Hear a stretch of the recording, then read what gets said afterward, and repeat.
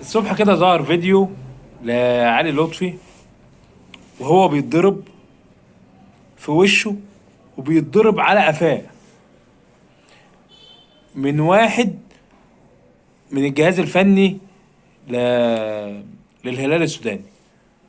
قسما بجلال الله الموقف ده لو عدى على خير تبقى إدارة الأهلي دي تستاهل كل اللي يجرالها.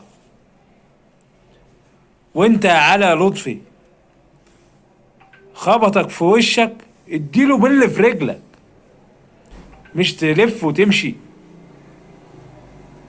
احنا مش عارفين الطيابة واللي عند لعيبة الاهلي دي منين، يعني جايبينها ليه، جايبينها منين حتة يعني.